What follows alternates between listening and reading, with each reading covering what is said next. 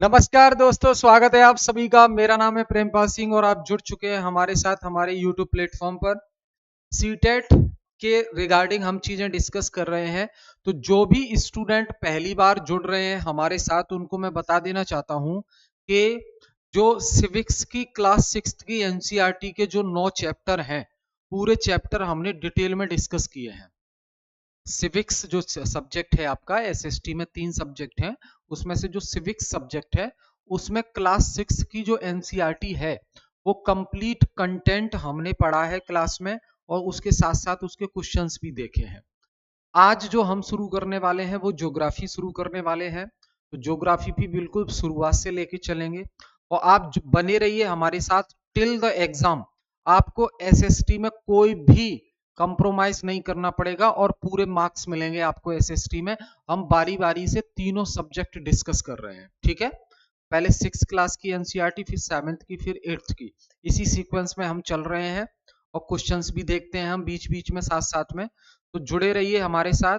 अगर आप चैनल पर पहली बार हैं तो चैनल को सब्सक्राइब जरूर कर लीजिए, और कोई भी आपका स्पेशल डाउट होता है, कोई सवाल होता है, क्वेरी होती है, तो आप कमेंट बॉक्स में कमेंट जरूर कर दीजिए।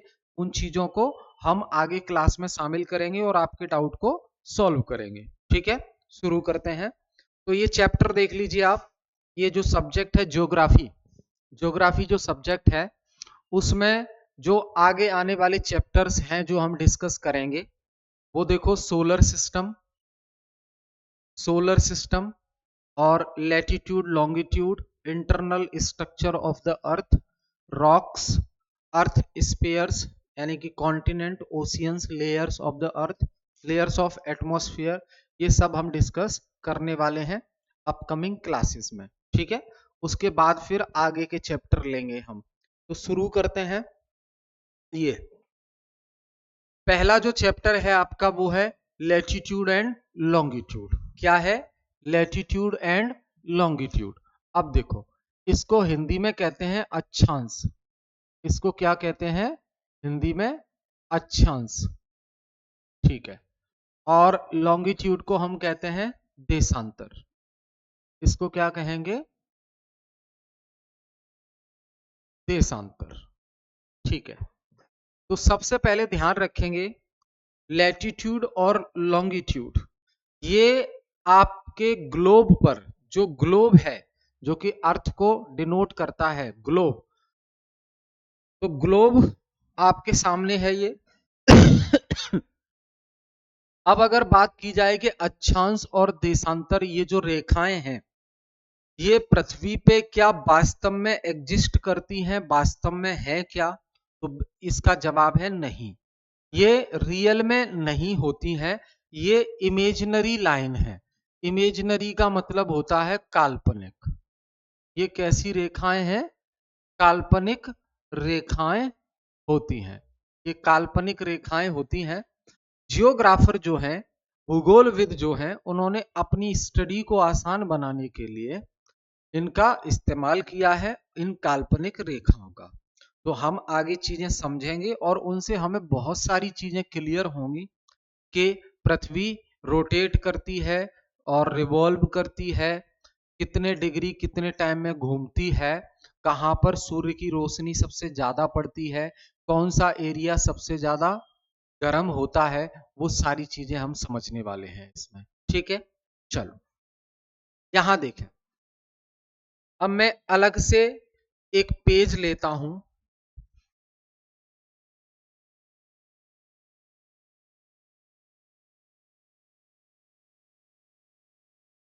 यहां देखो, तो इतना क्लियर है अक्षांश और देशांतर।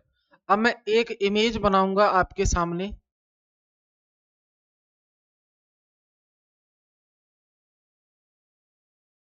ये, ठीक है।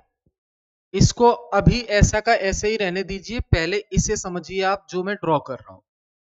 हम पहले समझ रहे हैं लैटिट्यूड। हम पहले क्या समझ रहे हैं?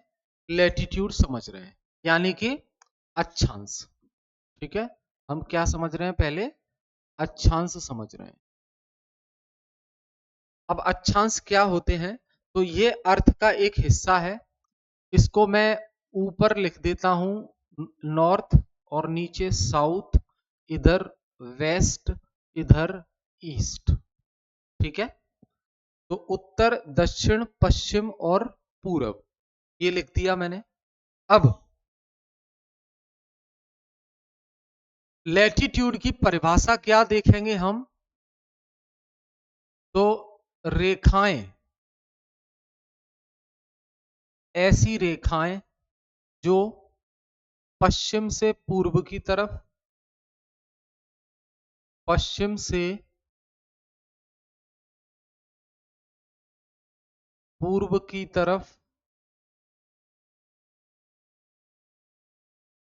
या पूर्व से पश्चिम की तरफ, पूर्व से पश्चिम की तरफ जो खींची गई रेखाएं हैं उन्हें हम कहते हैं लैटिट्यूड। पश्चिम की तरफ खींची गई रेखाएं, खींची गई रेखाएं, उन्हें क्या कहते हैं, अक्षांश कहते हैं। उन्हीं को क्या कहते हैं, अक्षांश रेखा कहते हैं। समझ गए? तो देखो, पश्चिम से पूर्व की तरफ खींची जाए या पूर्व से पश्चिम की तरफ जो लाइन खींची जाती है उनको कहते हैं अक्षांश रेखाएं, और ये काल्पनिक होती हैं, ध्यान रखना इस चीज को। तो हम एक लाइन ड्रॉ करते हैं, ये हमने एक लाइन ड्रॉ की। ठीक है, ये हमने एक लाइन ड्रॉ की। चलिए, अब ऐसी अक्षांश रेखा जो पृथ्वी को बराबर दो भागों में बांट देती है, ये अर्थ है, और इसके बीचों बीच में जो लाइन खींची जाती है उस रेखा को कहते हैं भूमध्य रेखा। क्या कहते हैं, इक्वेटर। तो मैं यहां लिख रहा हूं, इस लाइन को क्या कहेंगे, भूमध्य रेखा, भूमध्य रेखा यानी कि इक्वेटर। क्या कहेंगे, इक्वेटर कहेंगे। क्लियर? अब इसके अलावा हर डिग्री पर एक लाइन होती है, जैसे ये जो बीचों बीच वाली लाइन है इसको हम कहते हैं 0 डिग्री। क्या कहते हैं इसको, 0 डिग्री कहते हैं, इसको कहते हैं 0 डिग्री लाइन। इक्वेटर जो है वो कौन सी लाइन है, 0 डिग्री लाइन। अब उसके बाद हर डिग्री पर लाइन होती है 1 2 3 4 5 ऐसे ऐसे करके। ये वाला जो पॉइंट है ये है 90 डिग्री का, ये कितने का है, 90 डिग्री। ऐसे ही नीचे साउथ की तरफ भी 90 डिग्री है, 90 डिग्री है। अब डिग्री क्यों कहते हैं वो भी समझ लो आप इसको। देखो, इक्वेटर का जो सेंटर पॉइंट है, इक्वेटर का जो सेंटर पॉइंट है, इस सेंटर पॉइंट से नॉर्थ पोल पर कितने का एंगल बन रहा है, ये नॉर्थ पोल पर कितने का एंगल बन रहा है, तो ये एंगल बनेगा आपका 90 डिग्री का। ठीक है, और वैसे ही इक्वेटर के इस सेंटर से नीचे की तरफ साउथ पोल की तरफ कितना एंगल बन रहा है, ये भी बन रहा है 90 डिग्री का बन रहा है। तो इसलिए नॉर्थ के टॉप पे जो पॉइंट है इसे कहते हैं नॉर्थन, वो नॉर्थ पोल यानी कि उत्तरी ध्रुव, जो कि 90 डिग्री पर होता है, और नीचे दक्षिणी ध्रुव साउदर्न पोल वो भी 90 डिग्री पर होता है। एसपी मतलब सदर्न पोल, एनपी मतलब नॉर्दर्न पोल। तो यहां मैं हिंदी में भी लिख देता हूं उत्तरी ध्रुव, उत्तरी ध्रुव, और इसे कहते हैं हम दक्षिणी ध्रुव,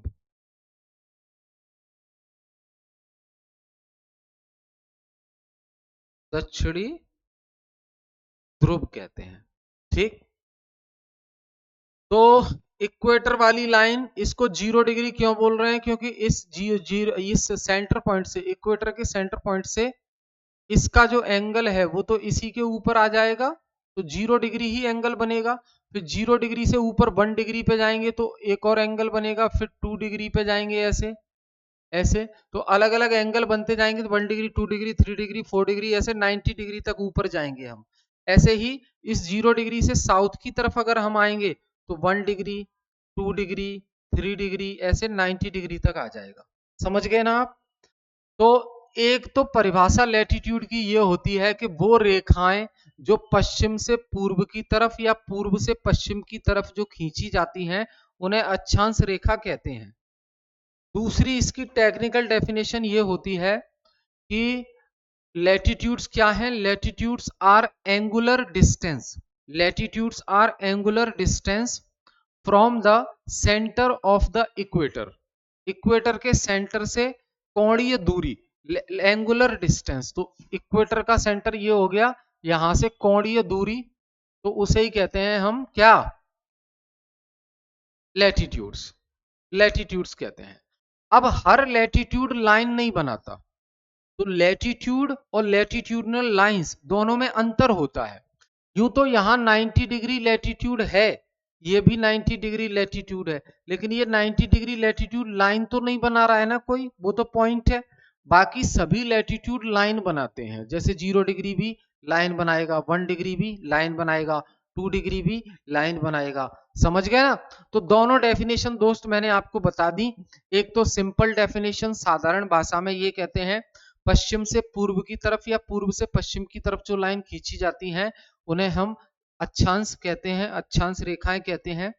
और दूसरी डेफिनेशन है लैटिट्यूड्स क्या है? Latitudes are angular distance from the centre of the equator, भूमध्य रेखा के केंद्र से जो कोणीय दूरी बनती है उसे ही कहते हैं लैटिट्यूड्स। समझ गए आप? ध्यान रखेंगे। अब यूं तो 0 डिग्री से ऊपर 90 डिग्री लैटिट्यूड है, 0 डिग्री के बाद 1 2 3 4 लाइन खींची जाएंगी, बहुत सारी लाइन खींची जाएंगी ऐसे ऐसे, ठीक है? ऐसे ही 0 डिग्री के नीचे बहुत सारी लाइन खींची जाएंगी, लेकिन आपको सारी लाइंस याद नहीं रखनी है। अब अगर मैं कहूं आपसे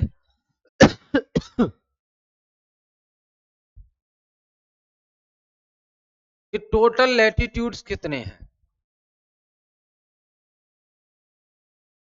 टोटल लैटिट्यूड्स कितने हैं, तो देखो, एक तो ये 0 डिग्री वाला, 0 डिग्री वाला लैटिट्यूड भूमध्य रेखा वाला एक हो गया, प्लस 0 डिग्री के ऊपर 90 है, 1 2 3 4 5 90 तक, तो 1 प्लस 90, और फिर 0 डिग्री के नीचे है 90, तो 90, तो 1 plus 90 plus 90 is equal to 181।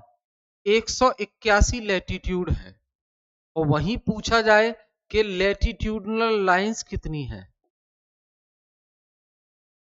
Latitudinal lines कितनी है, तो देखो बाकी सब लाइन बना रहे हैं, केवल ये नॉर्थ पोल वाला हिस्सा पॉइंट और ये वाला पॉइंट, ये लाइन नहीं बनाता, ये पॉइंट है।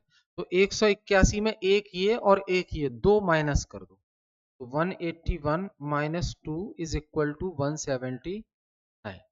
179 179 लैटिट्यूडनल लाइंस हो गई, लाइन नहीं बनाएंगे, ठीक है? याद रहेगा?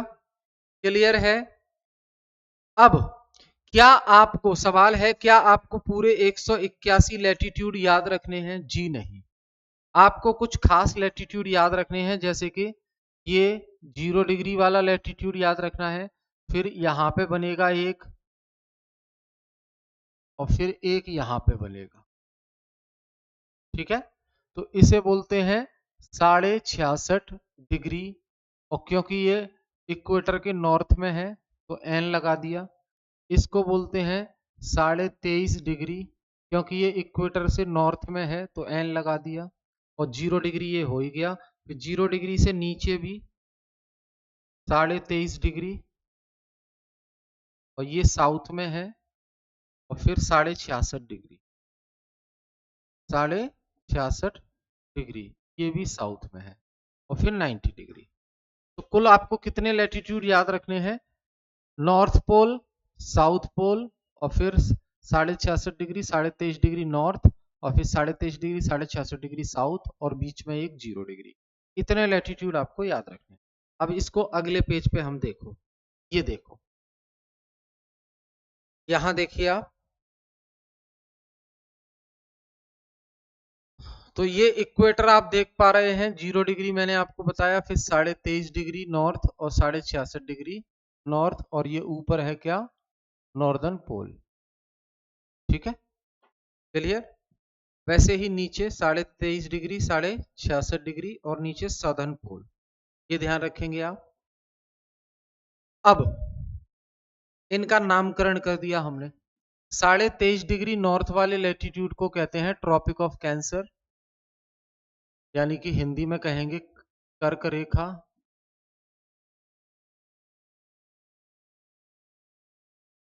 कर्क रेखा, इसको आप जानते ही हैं भूमध्य रेखा कहते हैं, भूमध्य रेखा। और इसको ट्रॉपिक ऑफ कैप्रिकॉन मतलब मकर रेखा, मकर रेखा कहेंगे। और ये है आर्कटिक व्रत, आर्कटिक व्रत हो गया। और ये आपका 66.5 डिग्री नीचे दिखाई दे रहा है आपको, इसको बोलते हैं अंटार्कटिक व्रत, अंटार्कटिक व्रत। ठीक है, ये नामकरण हमने कर दिया। अब ये देख रहे हैं आप सनलाइट, यहां पे क्या है, ये है आपका सनलाइट।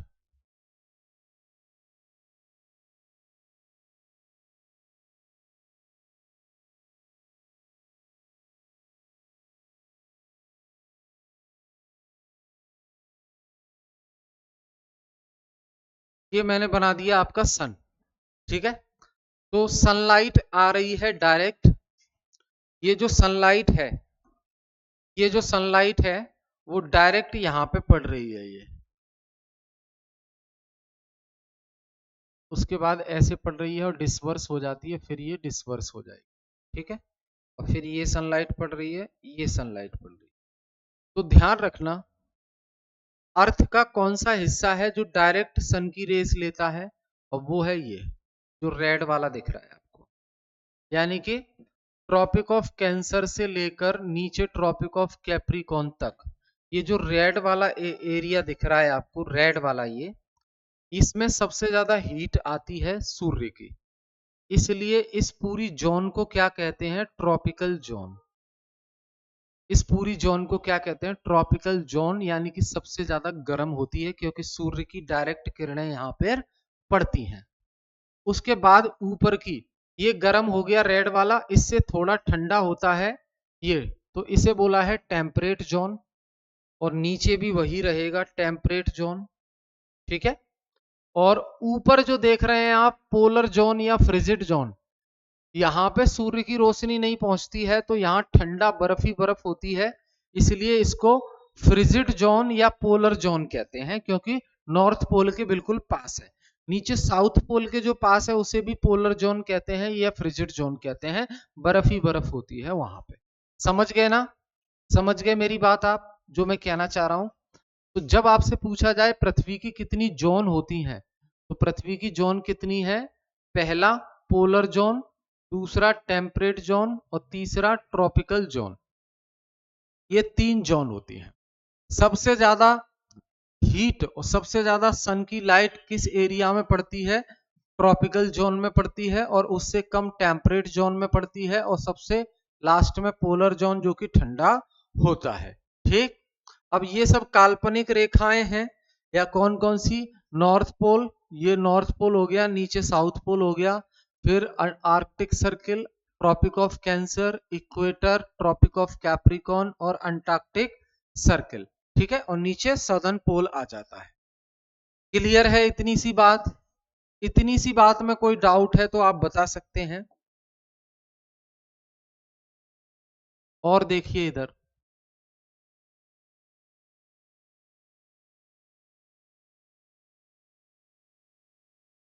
वही डायग्राम है, छोटा कर दिया है मैंने थोड़ा सा जिससे आपको समझ आए। 0 degree, Tropic of Cancer, Arctic Circle, Antarctic Circle. Clear, ये नॉर्दर्न पोल हो गया और ये सदर्न पोल हो गया। अब एक चीज जो और देखनी है आपको, वो ये, इसको मैं हटा देता हूं यहां से। अब यहां पे इस एरिया से लेके ऊपर का जो एरिया है ये, और दूसरा कलर मैं चेंज कर लेता हूं, फिर इस एरिया से लेकर ये नीचे का जो एरिया है सदर्न पोल तक का, इसको क्या कहा जाता है? इसको कहा जाता है नॉर्दर्न हेमिस्फीयर। क्या कहते हैं इस एरिया को? Northern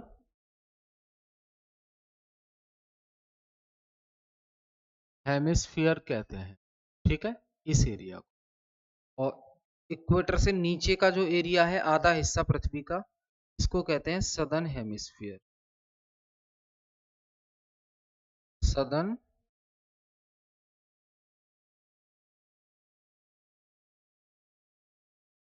hemisphere. क्लियर?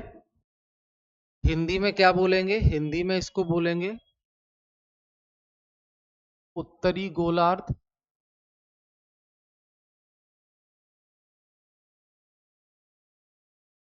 उत्तरी गोलार्ध, और इसको बोलेंगे दक्षिणी गोलार्ध, क्योंकि ये इक्वेटर के दक्षिण में है। दक्षिणी गोलार्ध, समझ गया ना? आधा हिस्सा ऊपर का उत्तरी गोलार्ध और आधा हिस्सा नीचे का दक्षिणी गोलार्ध। क्लियर है? बस यही आपको जानना जरूरी है। अब कुछ कंट्रीज के नाम देख लो, हालांकि डायरेक्टली आपकी एनसीईआरटी में नहीं दिया है, फिर भी मैं ऐड ऑन कर रहा हूं यहां पे। कुछ कंट्रीज के नाम देख लो आप। वो कौन सी कंट्रीज हैं जहां से इक्वेटर वाली लाइन पास होती है? यानी कि ये जो इक्वेटर वाली लाइन है, ये, इस लाइन पर बहुत सारे देश आते हैं। ये जो इक्वेटर वाली लाइन है, यहाँ बहुत सारे देश हैं।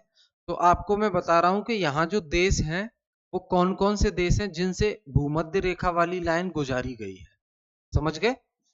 देखो, ये देखो, तो वो देश जहां से भूमध्य रेखा गुजरती है, वो देश जहां से भूमध्य रेखा गुजरती है या पास होती है, गुजरती है या पास होती है, वो कौन कौन से देश हैं? तो देखो, कोलंबिया, कोलंबिया, उसके बाद Ecuador,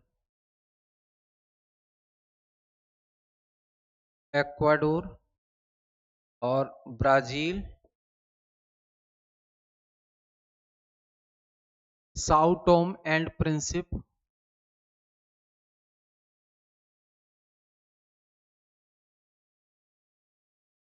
Sao Tomé and Prinsep, Gabon,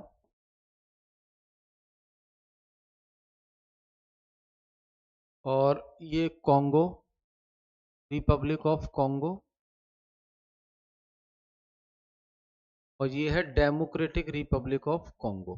ठीक है, ये भी कॉन्गो है लेकिन वो डेमोक्रेटिक रिपब्लिक ऑफ कॉन्गो। ये है युगांडा, युगांडा देश यहाँ पे। ये है सोमालिया,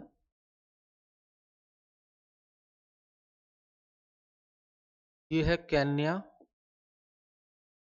ये सब इक्वेटर पे बसे हुए देश हैं, तो आप समझ जाओ कितनी गर्मी है यहाँ पे, क्योंकि सूर्य की डायरेक्ट किरणें आती हैं। मालदीव, इंडोनेशिया,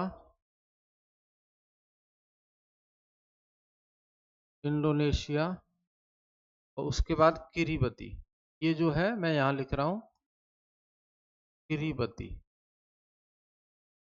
तो इतने देश हैं दोस्त जो इक्वेटर वाली लाइन जहां से गुजरती है।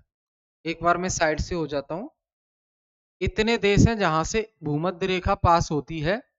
Colombia, Ecuador, Sao Tome Principe, Brazil, Gabon, Republic of Congo, Democratic Republic of Congo, Uganda, Somalia, Kenya, Maldives, Indonesia, किरिबती।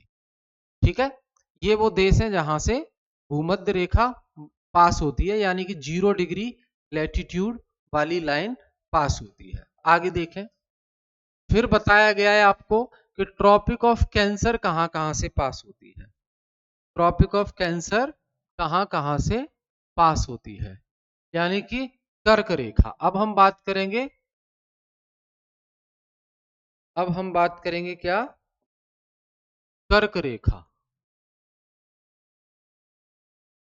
कर्क रेखा कहां कहां से पास होती है, तो ये देख लो, Mexico, Bahamas, Western Sahara, Mauritania, Mali, Niger, Algeria, Libya, Egypt, UAE, Oman, Saudi Arabia, Bangladesh, Myanmar, India, China, Taiwan. यहां से गुजरती है आपकी कर्क रेखा 23.5 डिग्री नॉर्थ वाली लाइन, 23.5 डिग्री नॉर्थ वाली लाइन। अब कर्क रेखा भारत से गुजरती है, कर्क रेखा भारत से गुजरती है, तो भारत के किन राज्यों से गुजरती है, तो अब हम बात कर रहे हैं कर्क रेखा भारत के किन राज्यों से गुजरती है।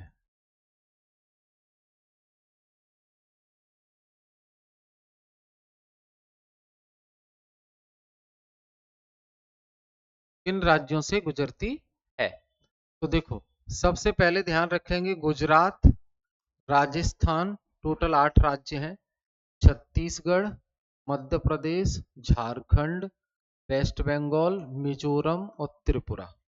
इन 8 राज्यों से कर्क रेखा गुजरती है, ये वाली लाइन, ये लाइन। ठीक है, और कर्क रेखा वो रेखा है 23.5 डिग्री नॉर्थ लैटिट्यूड, वो लाइन है जो भारत को बराबर 2 भागों में बांट देती है, भारत को बराबर 2 भागों में बांट देती है। तो पृथ्वी को कौन सी लाइन 2 बराबर भागों में बांटती है, भूमध्य रेखा। और भारत को कौन सी लाइन 2 बराबर भागों में बांटती है, कर्क रेखा। अब कर्क रेखा जब भारत के बीचों बीच से गुजर रही है, तो कुछ राज्य आते होंगे बीच में, तो वो कितने राज्य आते हैं, 8 राज्य आते हैं, मैंने आपको बता दिया, राजस्थान, गुजरात, मध्य प्रदेश, झारखंड, छत्तीसगढ़, वेस्ट बंगाल, मिजोरम और त्रिपुरा। ठीक है, ये ध्यान रखना है आपको। फिर लास्ट में ट्रॉपिक ऑफ कैप्रिकॉर्न बताया गया है। ट्रॉपिक ऑफ कैप्रिकॉर्न कहां से गुजरती है, कैप्रिकॉर्न यानी कि मकर रेखा।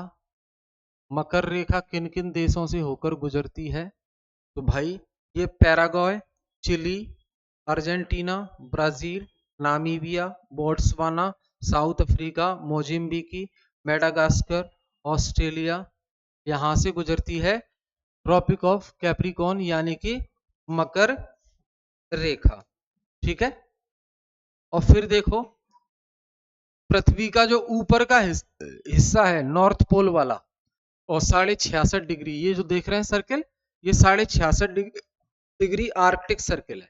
तो आर्कटिक सर्किल में कौन कौन सी कंट्रीज के पार्ट आते हैं, रसिया आता है, इधर रसिया ने अलास्का बेच दिया था यूएसए को, तो अलास्का भी आता है, कनाडा आता है, Denmark, Iceland, Norway, Sweden, Finland, ये नॉर्थ पोल है। यानी कि पृथ्वी का जो सेंटर पॉइंट है, पृथ्वी का जो सेंटर पॉइंट है, उसके ऊपर जो 66.5 डिग्री आर्कटिक सर्किल है, तो उस आर्कटिक सर्किल पे कौन कौन सी कंट्रीज आती हैं, तो वो कौन सी है, रसिया, अलास्का यूएस का है ये, Canada, Denmark, Iceland, Norway, Sweden और फिनलैंड। आई होप याद रहेगा। ठीक, फिर हम बात करें पृथ्वी का नॉर्थ पोल का, बात कर लिया आर्कटिक सर्किल का, और नीचे बात करें अंटार्कटिक सर्किल, साउथ पोल। तो साउथ पोल पे कोई मानव बस्ती नहीं है, कोई मानव बस्ती नहीं है, कोई मानव बस्ती नहीं है सदर्न पोल पर, यह ध्यान रखना। यहां बर्फ ही बर्फ है, यहां बर्फ ही बर्फ है, केवल कुछ अनुसंधान केंद्र बने हुए हैं यहाँ पे, अनुसंधान केंद्र बने हुए हैं और भारत के अनुसंधान केंद्र हैं मैत्री और दक्षिण गंगोत्री।